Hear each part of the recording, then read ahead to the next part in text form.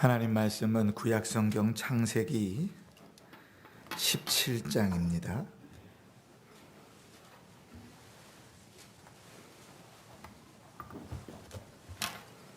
창세기 17장 15절부터 27절까지.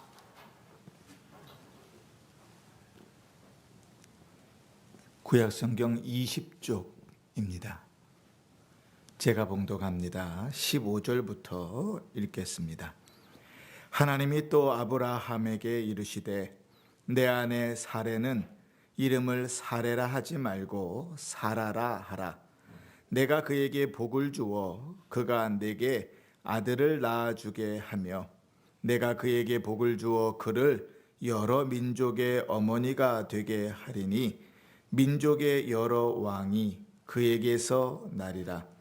아브라함이 엎드려 웃으며 마음속으로 이르되 백세 된 사람이 어찌 자식을 낳을까? 사라는 90세니 어찌 출산하리요 하고 아브라함이 이에 하나님께 아뢰되 이스마엘이나 하나님 앞에 살기를 원하나이다. 하나님이 이르시되 아니라 내 아내 사라가 내게 아들을 낳으리니 너는 그 이름을 이삭이라 하라. 내가 그와 내 언약을 세우리니 그의 후손에게 영원한 언약이 되리라. 이스마엘에 대하여는 내가 내 말을 들었나니 내가 그에게 복을 주어 그를 매우 크게 생육하고 번성하게 할지라. 그가 12두령을 낳으리니 내가 그를 큰 나라가 되게 하려니와 내 언약은 내가 내년 이 시기에 사라가 내게 낳은 이삭과 세우리라. 하나님이 아브라함과 말씀을 마치시고 그를 떠나 올라가셨더라. 이에 아브라함이 하나님이 자기에게 말씀하신 대로 이날에 그 아들 이스라엘과 집에서 태어난 모든 자와 돈으로 산 모든 자 곧 아브라함의 집사람 중 모든 남자를 데려다가 그 포피를 베었으니 아브라함이 그의 포피를 벤 때는 99세였고 그의 아들 이스마엘이 그의 포피를 벤 때는 13세였더라. 그날에 아브라함과 그 아들 이스마엘이 할례를 받았고 그 집의 모든 남자 곧 집에서 태어난 자와 돈으로 이방 사람에게서 사온 자가 다 그와 함께 할례를 받았더라. 아멘. 한 주간도 평안하셨습니까? 네. 3월 달도 이제 벌써 중순에 접어들었습니다. 지난 주간에 이렇게 길을 걷다가 담장에 핀 개나리를 보고 봄이 왔구나 하는 것을 확 느꼈어요. 근데 오늘 차량 운행을 돌다 보니까 벚꽃도 봉우리를 피기 시작했더라고요. 시간이 참 빨리 지나갑니다. 우리의 신앙의 모습들을 잘 살펴보시고 올해가 시작할 때 주 앞에 다짐했던 내용들을 잘 점검하면서 기도하는 대로 잘 살아가고 있는지 내 신앙의 모습이 든든히 잘 서가고 있는지 늘 점검하시면서 믿음에 승리하는 성도들 되시기를 주의 이름으로 축원합니다. 아멘. 우리가 계속해서 창세기 17장을 상고하고 있습니다. 근데 이 17장이요. 읽으면 읽을수록 참 재미있습니다. 내용도 내용이지만 그 구조가요. 하나님께서 13년 만에 아브라함에게 나타나셔서 이제 다시 한번 언약의 내용들을 확인하실 때 우리가 지지난주에 말씀을 살펴봤지만 하나님이 계속 반복해서 내가, 그죠? 나는, 내가 이런 말을 계속 반복해서 썼다 그랬지요. 한 절을 빼놓고는 거의 모든 절에 내가 한다, 내가 한다, 내가 한다, 나는 전능한 하나님이다, 나는 충분한 하나님이다. 계속 하나님께서 언약을 말씀하시면서 자기 자신을 강조합니다. 그 이야기는 무슨 말인가 하면 네가 하는 일이 아니야 이 얘기죠. 언약을 맺고 언약을 이루는 것은 나에게 있다는 겁니다. 그죠? 그럼 너에게 요구하는 것은 뭔가? 내가 언약을 다 이룰 테니 너는 뭘 해라 그랬습니까? 너는 내 앞에서 행하여 완전하라 그랬죠. 딱 하나 명령하셨다 그랬어요. 처음부터 끝까지 다 하나님께서 하신다고 말씀하시는데 딱 하나, 내 앞에서 믿음으로 살아라. 믿음으로 살아라. 뒤는 내가 다 봐줄게. 네 뒤에는 내가 있다. 그러니까 내 앞에서 믿음으로 살아라. 그렇게 말합니다. 자, 그러고 나서 나오는 내용들은 하나님께서 언약을 누구를 통하여 이루어 가실지를 구체적으로 설명하지요. 그 사라를 통하여 낳은 자식이 그 언약을 이을 것이라고 말씀합니다. 그리고 이제 오늘 말씀은 23절부터는 그 말씀을 다 듣고 아브라함이 아멘 하고 순종하면서 나가는 장면입니다. 아브라함과 하나님께서 언약하실 때에 그 언약의 행위로 아브라함에게 할례를 요구하셨지요. 그러면서 언약을 이루시는 방식을 하나님이 사라를 통하여 하시겠다고 약속하신 겁니다. 그러니 오늘 17장 말씀에서 보면 하나님이 아브라함에 요구하신 건 두 개지요. 첫 번째는 뭐예요? 믿음으로 살아라. 두 번째는 뭐래요? 할례를 받으라. 교회를 향하여 하나님께서 주시는 사명도 역시 마찬가지입니다. 모든 성도들에게 내가 너희를 책임진다. 걱정하지 말아라. 염려하지 말아라. 코로나가 아무리 엄습할지라도 걱정하지 말아라. 직장의 문제, 가정의 문제, 자녀의 문제, 관계의 문제, 물질의 문제, 여러 문제들을 만날지라도 걱정하지 말아라. 너희 뒤에는 누가 있다? 내가 있다. 너희는 뭐로만 살아? 믿음으로만 살면 된다. 그리고 또 한 가지 교회에게 주님께서 명령하시는 게 있어요. 그것을 믿는 믿음으로 교회는 뭘 해라? 할례를 해라. 할례를 해라. 자, 더 이상 그리스도께서 오신 이후로 교회는 할례를 하지 않는다 그랬습니다. 그러면 교회는 할례를 이제 안 하고 싹 사라져 버린 것인가요? 그렇지 않고 할례와 똑같은 신앙의 고백을 담은 내용을 교회는 주님께서 제정하신 대로 주님 오실 날까지 한다 그랬습니다. 그게 뭐라 그랬죠? 뭐라 그랬죠? 아이고, 세례, 그죠? 세례, 그지? 우리가 이번 부활주일 때도 이제 세례식을 거행하겠지만 세례는 하나님께서 교회에게 명령하신 일이죠. 그리스도께서 친히 제정하시고 나 다시 올 때까지 교회가 그것을 하라고 명령하신 일이죠. 그 고백이 할례와 똑같습니다. 자, 그런데 하나님께서 이렇게 말씀하시는 내용을 쭉 듣고 나서 아브라함이 웃긴 거예요. 아이 참, 내가 나이가 100살인데 애를 낳는다고? 내 아내가 나이가 90인데 애를 낳는다고? 웃긴 거예요. 그래서 아브라함이 속으로 웃으면서 하나님 앞에 이렇게 말합니다. 하나님, 그 낳은 자식 이스마엘이나 하나님 앞에 잘 살면 좋겠습니다. 그죠? 우리로 따지면 이런 거죠. 우리 권사님들 이제 70, 80이 되신 권사님들, 우리 최성희 사모님, 진성 권사님, 권사님들 이제 하나님께서 나타나셔서 내가 자식을 낳아줄게. 그래서 사모님한테 얘기한단 말이에요. 하나님이 자식을 낳아줄게. 그러면 할렐루야, 아멘 하시겠습니까? 아이고, 내가 지금 나이가 몇 살인데 하나님 나에게 자식을 낳게 한다고요?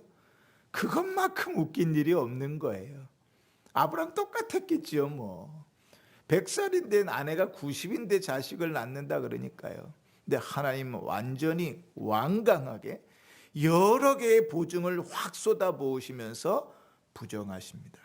오늘 성경에 보면, 자, 한번 보십시다.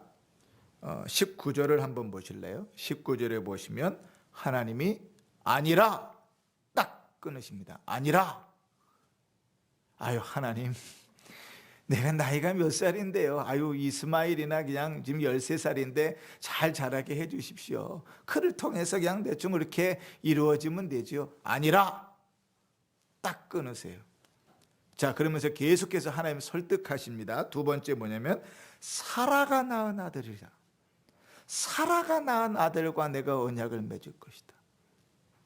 자, 여러분, 우리가 앞에 말씀들을 쭉 말씀을 들어 상고해 봤잖아요. 하나님이 처음 갈대우르에서 아브라함에게 아브라함을 부르실 때 뭐라 그랬죠?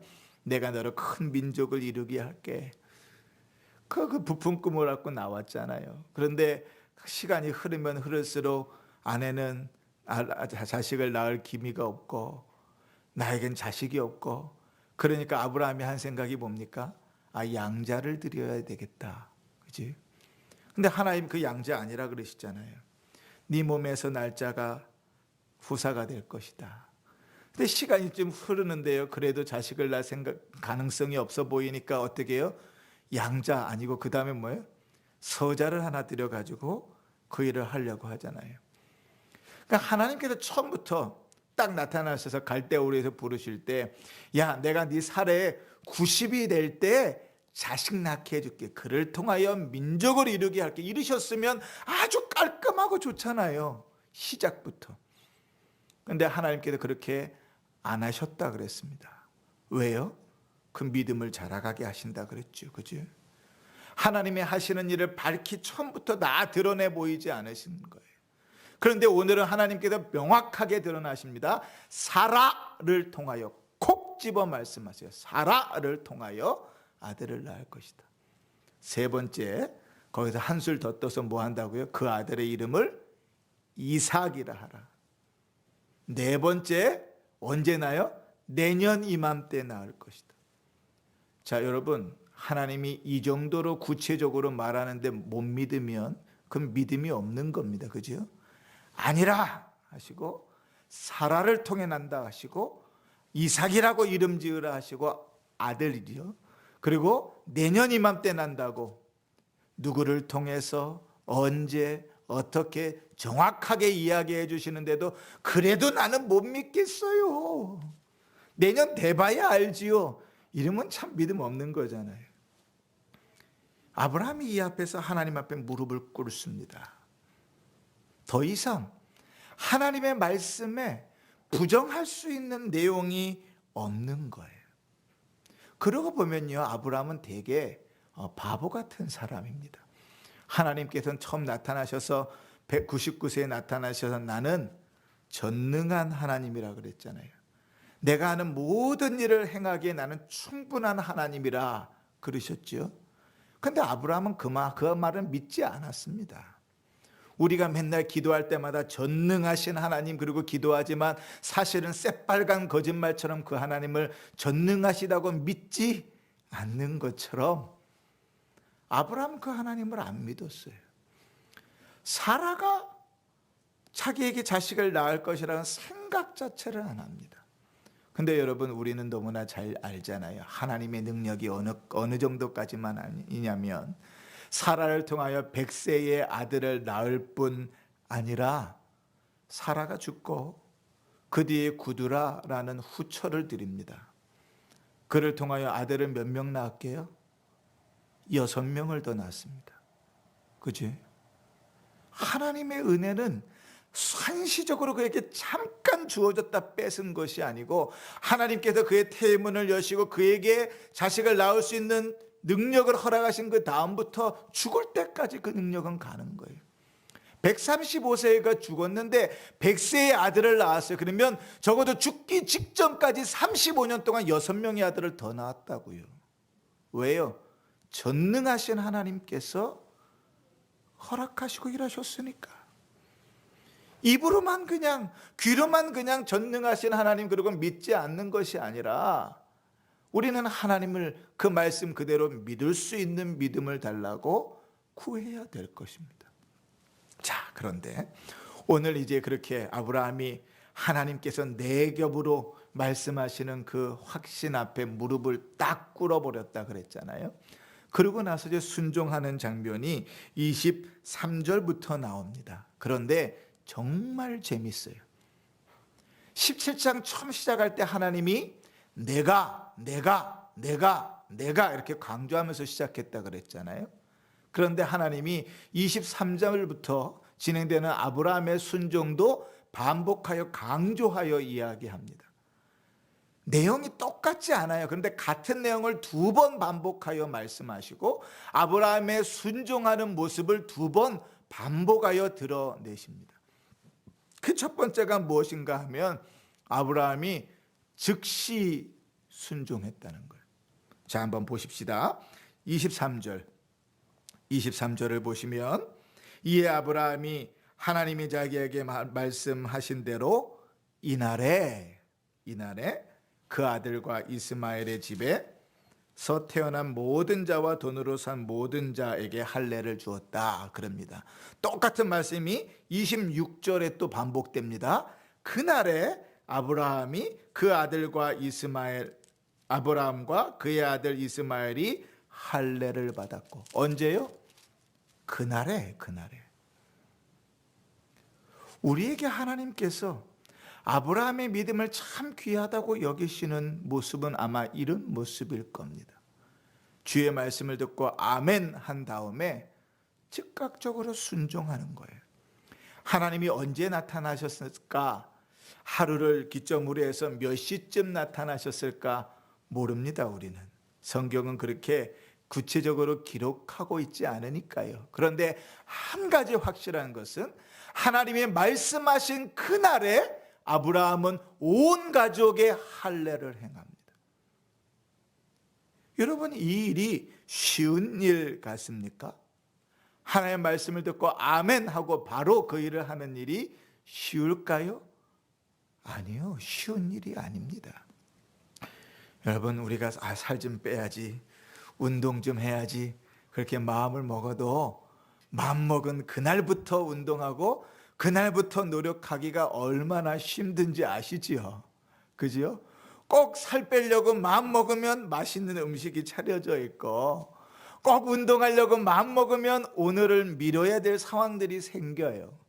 뭐 살 빼는 것만 그럽니까? 담배 피우는 사람 금연하는 거, 술 먹는 사람 금주하는 거, 우리가 하나님 앞에 믿음으로 결단하는 그 모든 일들을 해놓고 마음 먹어놓고도 주의 음성을 들어놓고도 그날 바로 시작하는 일이 얼마나 어려운지 몰라요.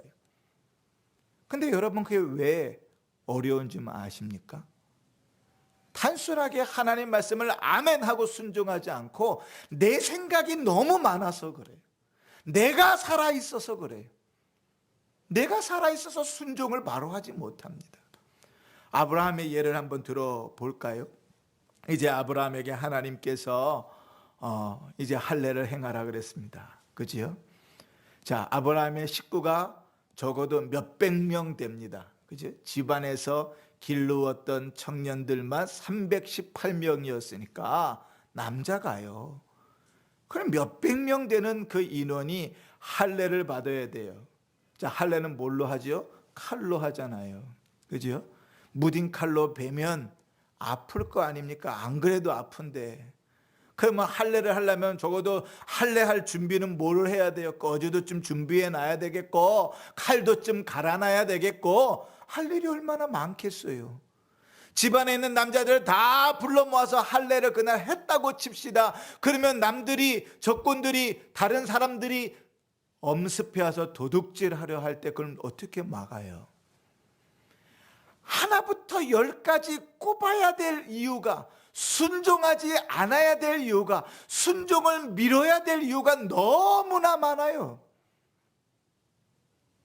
하나님 말씀에 순종하지 못하는 이유는 내가 살아있기 때문에, 내 생각이 많기 때문에 그래요. 하나님께서 이스라엘 백성들을 광야를 지나서 가나안 땅 문 앞에 세워놓으셨습니다. 그리고 이스라엘 백성들에게 얘들아, 이 땅을 내가 너에게 준다고 가서 취하기만 하면 된다고 그랬어요. 그런데 그 가나안 족속으로 들어가기를 꺼려했습니다. 그래서 그들이 낸 지혜가 뭐지요? 한 지파에 한 명씩 뽑아가지고 12명의 정탐꾼을 보냅시다. 대단히 지혜로운 이야기 같잖아요. 그런데 그 결과 어떻게 됐죠? 40년 동안 광야를 돌아야 하는 결과를 초래해버렸다고요. 저 뒤에 창세기 우리가 있는 뒤쪽으로 넘어가면 하나님께서요, 아브라함에게 이삭을 바치라고 하시는 장면이 나옵니다. 아주 잔인한 장면이잖아요. 그런데 그 본문을 찾아서 읽어보면요, 이렇게 표현합니다. 하나님께서 아브라함에게 나타나셔서 너는 모리아 산에 가서 내 자식을 이삭을 제물로 바치라고 말씀하셨어요. 왜 바쳐야 되는지 하나님 설명하지도 않고 그냥 제물로 바치라고 말씀합니다. 그런데 그 성경 구절을 집에 가서 한번 읽어보세요. 그 성경 구절에 이렇게 기록되어 있습니다. 아침에 일찍이 일어나. 여러분이 아브라함이 걱정이 돼서 근심이 돼서 사라하고 상의만 했어도 절대로 그 말씀을 순종할 수 없습니다. 그가 조금만 끌어서 좀 속별회종을 나누려고 조금만 시간을 끌었어도 절대로 그 일은 순종할 수 없습니다. 얼마나 잔인하고 어렵게요. 그 길을 걸어가면서 이삭이 이렇게 묻습니다. 아버지, 아버지, 불도 있고요, 장작도 있는데 재물은 어디 있습니까? 물을 때 그 아버지의 마음이 얼마나 미어지겠어요. 부모라면 알잖아요, 그 마음이 어떤지.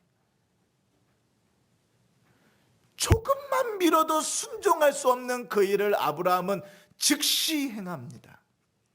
여러분, 우리가 시험에 빠져서 불순종하는 일을 막을 수 있는 길은 즉시 순종하는 겁니다. 주의 말씀이 들려지면 아멘 하고 순종하는 겁니다. 우리 그런 얘기 많이 들었잖아요. 우리가 교회에서 이제 절기가 되거나 감사절이 되거나 그러면 헌금합시다 이렇게 할 때 얼마를 헌금할까 그래 마음 먹으면 뭐가 하나님의 음성이라고요? 제일 먼저 드는 생각이 하나님의 음성이라고요. 절대로 그러면 안 되죠. 반대도 있을 수 있으니까. 거의 대부분은 처음 먹은 것보다 액수가 줄면 줄지 느는 경우는 없어요. 그죠?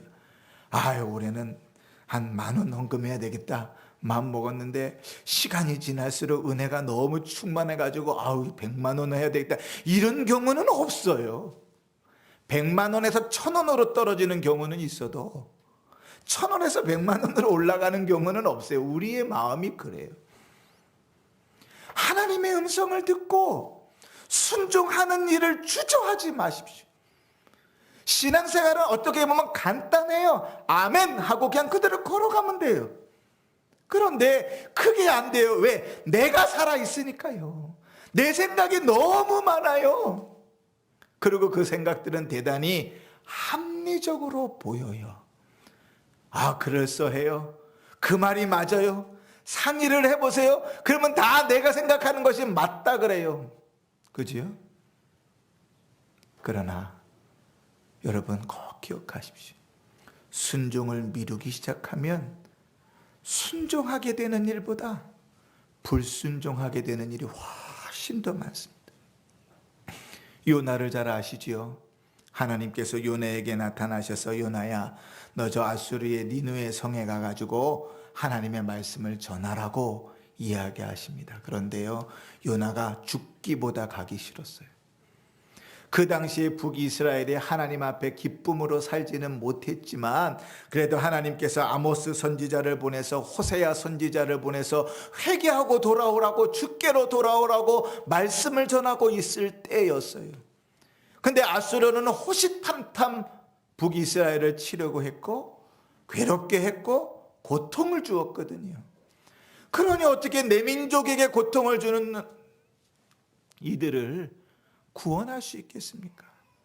요나는 잘 알고 있었거든요. 하나님의 말씀대로 가서 전하면 멸망받아야 되는데 그들이 회개하고 돌아올 수 있다는 것을 알았어요. 그래서 아주 담대하게 하나님의 말씀에도 불구하고 뒤로 돌아서 반대로 도망가 버립니다. 니느웨와 전혀 반대인 다시스로 도망가기 위하여 아주 간이 배 밖으로 나왔죠. 그지요? 하나님께서 이렇게 하라 말씀하시는데 반대로 걸어가는 거예요. 가는 길도 얼마나 잘 되든지 마치 하나님이 인도하시는 것처럼 갔더니 항구에서요 배도 만났고요, 내 목적지로 가는 배도 만났어요. 그 배를 타고 났더니 얼마나 마음이 편하든지 저 밑에서 코를 골면서 자는데 바다가 풍랑을 치면서 사람들이 살려고 난리치는데도 자고 앉아 있었다고. 여러분, 하나님 말씀에 아멘 하고 가야 되는 걸 알아요. 그런데 그 즉각적인 순종이 왜 안 됐을까요? 요나의 입장에서 니느웨는 적이거든요. 그들 때문에 얼마나 고생했는지 모르거든요. 제가 고등학교 2학년 때 예수를 만난 다음에 처음 받았던 사명이 일본에 복음을 전하러 가야 되겠다 하는 마음이었어요. 근데 제 친구하고 대판 싸웠다는 거 아닙니까? 왜냐하면 내가 일본에 복음 전하러 가는 것이 사명, 소망인지를 알고 있으면서 내 앞에서 일본 사람들 욕을 그렇게 해야 되는 거예요. 걔네는 안 돼, 죽어야 돼, 막 그러면서 욕을 해야 되는데 막 화가 막 치밀더라고요. 요나도 그랬겠죠. 요나도, 그지? 하나님 가라 그러시는데 왜 하필 거깁니까? 그 원수의 나라, 대적의 나라, 멸망받았으면 좋겠는 그 나라에 왜 하필 거길 보냅니까? 그들을 회개시키기 위하여 왜 하필 나를 쓰십니까? 요나가 가지 않을 이유가 너무 많았어요. 그 당시에 북이스라엘 사람들 100이면 100을 잡고 다 물어보세요. 가라고 말하는 사람이 더 많겠는가, 가지 말라고 말리는 사람이 더 많았겠는가? 그러나 여러분, 순종은 아멘하고 가는 겁니다. 주의 음성을 들으면 주저하지 말고 아멘하고 걸어가십시오. 그것이 복된 것입니다. 하나님께서 우리를 기뻐하시는 것은 주의 말씀에 아멘하고 걸어가는 겁니다. 묻지도 따지지도 않고 걸어가는 겁니다. 주님께서 능력이 없는 나에게 말씀하셔도 아멘, 어떻게 해야 될지 모를 때에도 아멘, 하기 싫을 때에도 아멘, 그리고 그 길을 걸어가는 거예요. 그러면 그곳엔 반드시 하나님의 역사가 있습니다. 자, 아브라함이 하나님 앞에 아멘하고 그날의 할례를 하기 시작합니다. 그런데요, 아멘하고 그날의 할례를 시작하는 것이 어떠한 유익을 주는가 하면 그 아브라함으로 하여금 하나님의 말씀에 온전히 순종하게 하는 지름길이 됩니다. 다시 23절 보실래요? 23절 보시면 이에 아브라함이 하나님이 자기에게 말씀하신 대로 이날에 모든 남자를 데려다가 그 포피를 베었으니 27절을 보십시오. 똑같이 또 얘기합니다. 그 집의 모든 남자 곧 집에서 태어난 자와 돈으로 이방 사람에게서 사온 자가 그와 함께 할례를 받았더라. 아멘. 즉각적으로 아멘 한다고 사실 온전히 다 순종하게 되는 것은 아닙니다. 근데 하나님께서 우리에게 원하시는 바는 무엇인가 하면 온전히 순종하는 거예요. 하나님의 말씀 그대로 순종하는 거예요. 하나님 말씀을 다 듣고 있더라도 온전히 순종하지 못할 때가 있습니다. 그러나 즉각적으로 아멘하고 순종하는 것은 온전히 순종하는 길을 빨리 가게 하는 지름길과 같습니다. 여러분, 한 가지 예를 한번 보십시다. 이스라엘의 처음 왕이 사울 왕이지요. 하나님께서 사울 왕에게 이렇게 명령하십니다. 사울아, 너는 저 아말렉에게 가서 아말렉 땅을 진멸해라. 그러면서 이렇게 정확히 말씀하세요. 사무엘상 15장 3절에 지금 가서 아말렉을 쳐서 그들의 모든 소유를 남기지 말고 진멸하되 남녀와 소아와 젖먹이는 아이와 우양과 낙타와 나귀를 죽이라 하셨나이다 하니, 어떻게 하라고요? 한 사람도 남기지 말고 어린아이까지 하나까지도 남기지 말고 다 죽여라. 사람만 아니 그들이 기르고 있는 짐승까지도 다 죽여라. 그렇게 말합니다. 여러분, 놀라운 사실은요, 집에 가서 사무엘상 15장 읽어보세요. 이 사울이요, 아멘하고 즉시로 사람들 군대를 모집해서 나갑니다. 놀랍지요? 아멘하고 즉각적으로 순종합니다. 그런데요, 온전한 순종을 하지는 못합니다. 우리가 잘 아는 것처럼 어떻게 해야 됐지요? 사무엘상 15장 9절에 보면 사울과 백성이 아각은 아말렉의 왕입니다.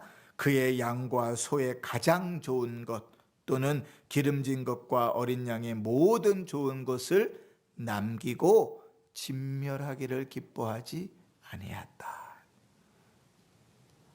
여러분, 즉각적으로 아멘 한다고 온전히 순종하게 되는 것도 아닙니다. 근데 여러분, 온전히 순종하지 않는 것은 불순종입니다. 우리는요, 늘 그런 것에 익숙해요. 저 사람보다는 내가 좀 낫지. 나는 저렇게는 안 하니까 내가 좀 낫지. 우리는요, 늘 그렇게 생각하고 판단합니다. 희한하지요? 신앙생활도 그렇게 해요. 이 사람은 잤는데 나는 안 잤으니까, 어제는 잤는데 오늘은 안 잤으니까, 저 사람은 저렇게 신앙생활 하는데 나는 이렇게 신앙생활 했으니까, 우리는 늘 그렇게 생각해요. 그렇게 만들어 가려고 그래요.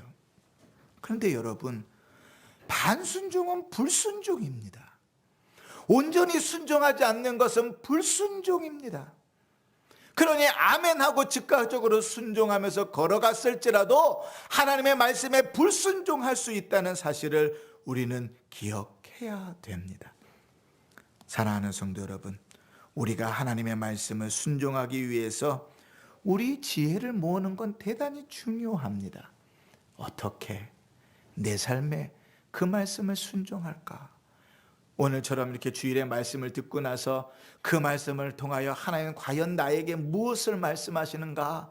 하나님 나에게 무엇을 기도하게 하시는가? 반드시 물어야 되고, 신앙생활은 그렇게 해야 되는 겁니다.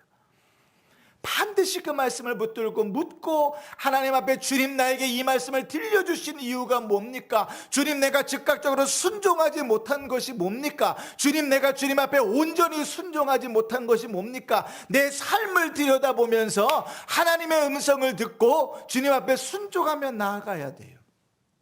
그러기에 지혜가 필요합니다. 그러나 여러분, 우리의 자아가, 우리의 자존심이, 우리의 육신이 하나님의 말씀을 순종하지 못하도록 막는다면, 주님, 여러분, 오늘 이 순간부터 아멘하고 해야 됩니다. 지금 아멘하고 순종할 수 없으면 내일 순종 못합니다. 지금 아멘하고 걸어갈 수 없으면 내일도 걸어가리란 보장이 없습니다. 오늘도 못하는데 내일이 된다고요? 안 돼요. 여러분, 다이어트에 실패하는 사람들 보세요. 늘 그 사람들 보면 거의 대부분은 내일부터 하면서 뒤로 미루는 사람이에요. 성경 읽기에 실패하는 사람들은 100이면 100 어떤 사람인지 아세요? 내일부터는 밀어버리는 사람이에요. 기도하는 일에 실패하는 사람은 어떤 사람인 줄 아세요? 내일부터 기도해야지, 이따가 잘 때부터 기도해야지 밀어버리는 사람이에요. 예배에 실패하는 사람은 어떤 사람인 줄 아세요? 오늘은 어쩔 수 없으니 내일부터 성공해야 된다고, 다음 주부터 예배 드려야 된다고 뒤로 미루는 사람이에요. 절대로 성공할 수 없어요. 절대로. 오늘 주의 말씀에 아멘 할 수 없다면 내일은 없어요. 오늘 주의 말씀에 아멘 한다고 온전히 순종할 수 없는 것이 우리의 나약함인데, 어찌 그것을 내일로 미루고 모레로 미루고 다음 주 미루고 다음 기회로 미뤄서 그것을 순종하리라고 누가 무엇으로 장담하겠어요? 여러분, 장담할 수 있습니까? 저는 베드로를 보면서 너무 은혜를 받습니다. 베드로는 주님을 정말 사랑했을 거예요. 그래서 주님, 이 사람들이 다 주를 떠날지라도 저는 주를 떠나지 않을 것입니다, 호언장담했어요. 그 말이 거짓이 아니라는 것을 저는 압니다. 베드로는 정말 주님을 사랑했거든요.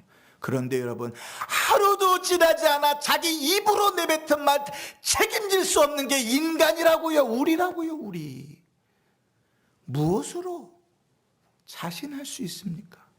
지금 순종하지 못하는데 내일 순종할 수 있다고, 오늘도 이 모양인데 다음 주는 괜찮을 것이라고 무엇으로 장담합니까?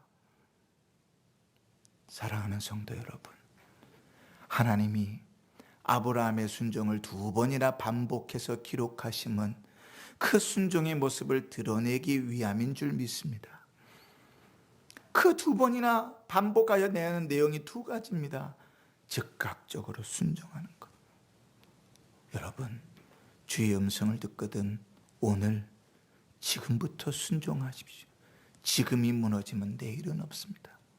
그러나 여러분, 꼭 기억하십시오. 지금 내가 아멘하고 순종한다고 온전히 순종할 수 있는 것은 아닙니다. 전심을 다해서 그 말씀을 순종하는 대로 나아가야 됩니다. 아브라함에게 온전히 순종하지 않을 이유가 왜 없었겠어요? 하나님의 언약은 누구하고만 세웠어요? 나와 내 자식하고만 세웠어요. 그럼 물을 수 있잖아요. 하나님, 종들은 왜 해야 됩니까? 하나님, 내가 이방인들은 왜 해야 됩니까? 돈으로 사온 이들은 물건인데 왜 그들까지 할례해야 됩니까? 물으려면 물을 수 있는 질문이 너무 많으나 그러지 않았어요. 온전히 다 순종했습니다. 걱정과 근심과 염려도 주님 앞에 다 맡겨버리고 아멘 하고 그 길을 걸어갑니다. 그때 하나님은 그를 통하여 전능하신 하나님이 누구인지를 고백하게 하시는 겁니다. 우리가 나중에도 살펴보겠지만 이삭을 바칠 때 하나님을 믿고 주님 앞에 온전히 다 드렸을 그때 주님 앞에 드린 자라야 여호와 이레를 고백할 수 있는 겁니다. 대충 이발 저발을 내디디면서 신앙의 삶들을 살아서는 그냥 한갓 우리의 일장춘몽일 뿐입니다. 사랑하는 성도 여러분, 주의 말씀을 기억하십시다. 하나님의 말씀을 잘 듣도록 힘쓰십시다. 온전히 순종하기 위해서는 주의 말씀을 잘 들어야 됩니다. 하와가 주의 말씀을 제대로 듣지 않아 죄 가운데 떨어졌음을 우리는 꼭 기억하십시다. 두 번째, 순종하기를 지체하지 마십시다. 오늘 지금부터 주님의 음성이 들려지면 지금부터 순종하십시오. 오늘 지금 순종할 수 없다면 내일이 없다는 사실을 꼭 기억하십시오. 그러나 세 번째, 오늘 지금 순종하면 그 순종은 온전히 순종하는 지름길이라는 것을 기억하십시오. 전심을 다해서 하나님 앞에 순종하며 나아가십시오.